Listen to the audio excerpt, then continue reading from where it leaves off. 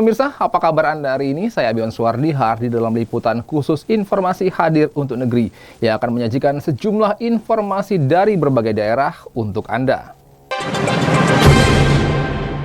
Pemirsa, informasi pertama, Gubernur Bank Indonesia Peri Warjio akan mendorong kerjasama digitalisasi di bidang sistem pembayaran antar negara atau yang disebut dengan cross-border payment.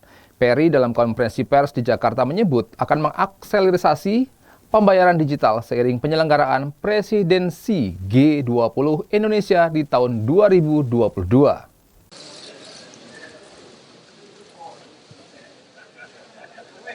Bank Indonesia akan mendorong pembahasan isu kerjasama bidang sistem pembayaran digitalisasi pada Presidensi G20 Indonesia di 2022 nanti.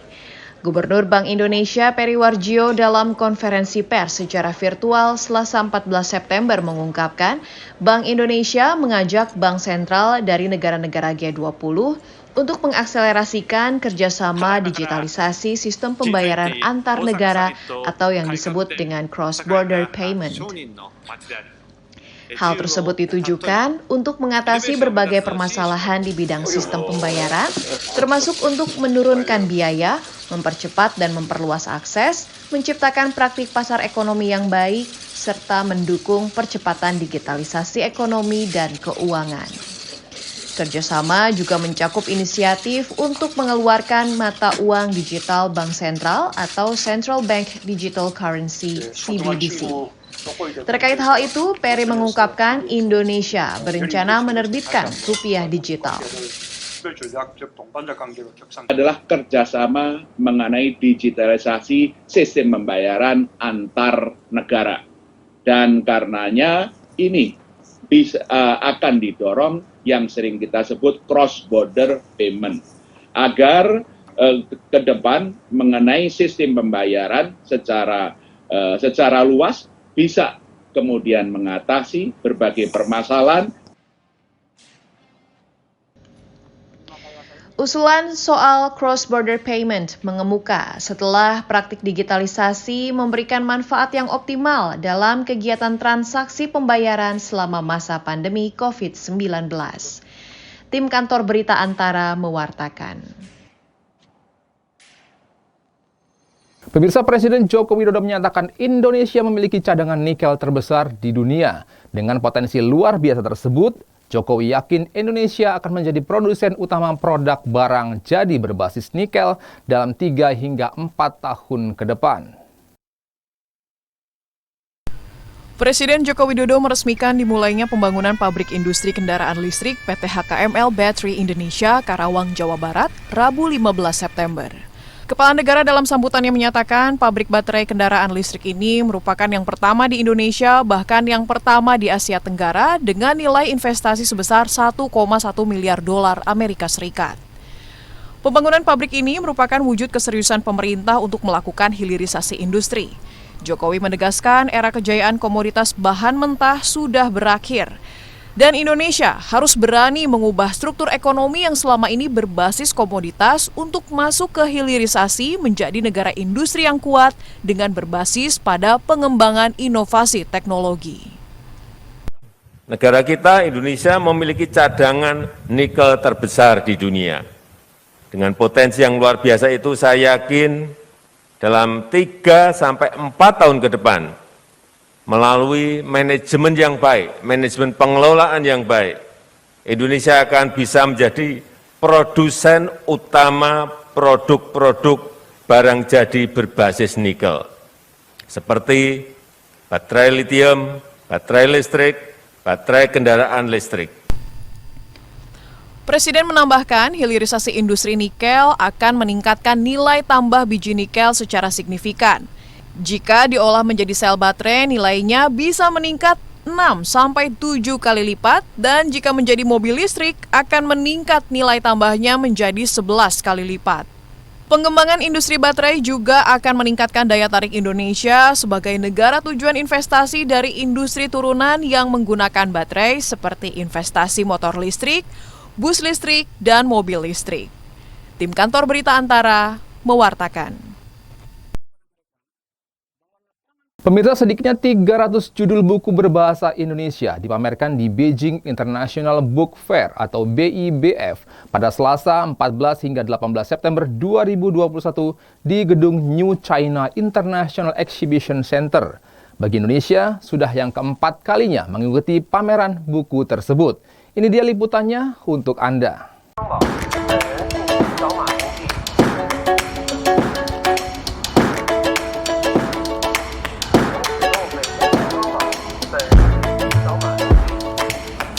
Sedikitnya 300 judul buku berbahasa Indonesia dipamerkan di Beijing International Book Fair (BIBF) pada 14 hingga 18 September 2021.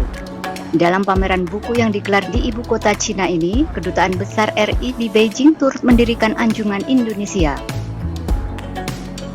Pada kesempatan tahun 2021, kita memamerkan ada 300 judul buku yang tentunya bisa dinikmatin oleh masyarakat Tiongkok, dan tentunya kita berharap dengan memberikan informasi terkait dengan buku-buku yang ada di Indonesia ini, paling tidak ke depan bisa ada kerjasama yang lebih baik. Kemudian ada juga kerjasama penerjemahan, kerjasama sifatnya bersifat membantu memasarkan buku karya anak bangsa Indonesia. BIBF diikuti oleh ratusan negara dan puluhan penerbit dari berbagai belahan dunia. Pameran tersebut menjadi ajang bisnis yang mempertemukan penerbit atau penulis buku dengan pembeli hak cipta untuk diterjemahkan dalam berbagai bahasa. Pada BIBF kali ini, KBRI Beijing turut melibatkan Perum LKBN Antara. Ada 2 buku Antara dipamerkan dalam ajang ini. Nah, ini juga pada tahun ini kita juga memamerkan ada 2 karya besar dari wartawan Antara. Yang pertama adalah IPOS, ya. Ini adalah bentuk foto-foto ya sejarah Indonesia di sini kita pamerkan juga di Tiongkok. Kemudian yang kedua juga ini yang sangat fenomenal. Ini adalah menjadi best seller di Tiongkok, yaitu karya Irfan Ilmi, Bertahan di Wuhan. Nah, ini sesuatu yang karya yang sangat besar, yang monumental, yang tentunya juga sangat diminatin oleh masyarakat Tiongkok.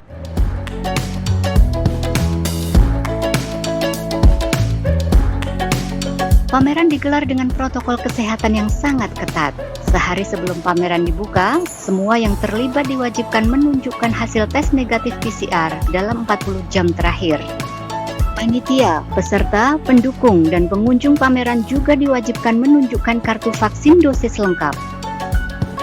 BIBF sudah digelar yang ke-28 kali, namun pada 2020 pergelaran BIBF ditiadakan lantaran terjadi pandemi COVID-19. Dari Beijing, Cina, Irfan Ilmi, Kantor Berita Antara, mewartakan.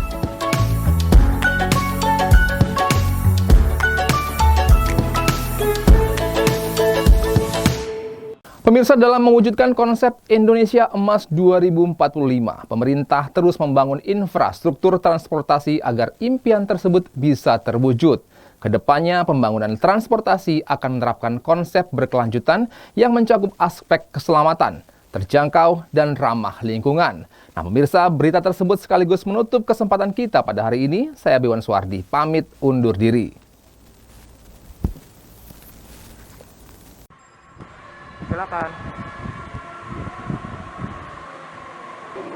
Dalam mewujudkan visi Indonesia Emas 2045, pemerintah berfokus untuk membangun konektivitas transportasi baik darat, laut maupun udara.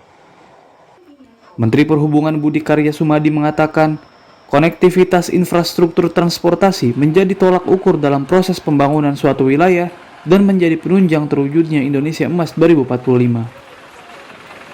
Hal tersebut ia sampaikan dalam webinar yang bertajuk Menuju Indonesia Emas 2045 yang disiarkan secara daring pada Rabu 15 September. Ia menyampaikan pemerintah terus memperkuat aksesibilitas di daerah terdepan, terluar, dan perbatasan agar pembangunan ekonomi merata ke seluruh wilayah di tanah air. Kita juga harus memikirkan konektivitas, bahwa sektor transportasi menjadi satu aspek yang dapat menunjang terwujudnya Indonesia Emas 2045. Indonesia tengah fokus pada terciptanya konektivitas darat, laut, udara, dan perkereta apian. Menhub menyampaikan, saat ini Kementerian Perhubungan sudah melakukan inovasi dengan membuat pola perdagangan baru dalam hal membangun kelancaran logistik melalui tol laut. Kedepannya pembangunan transportasi akan menerapkan konsep berkelanjutan yang mencakup aspek keselamatan, terjangkau, dan ramah lingkungan. Dari Jakarta, Ahmad Muzdafar, Kantor Berita Antara, mewartakan.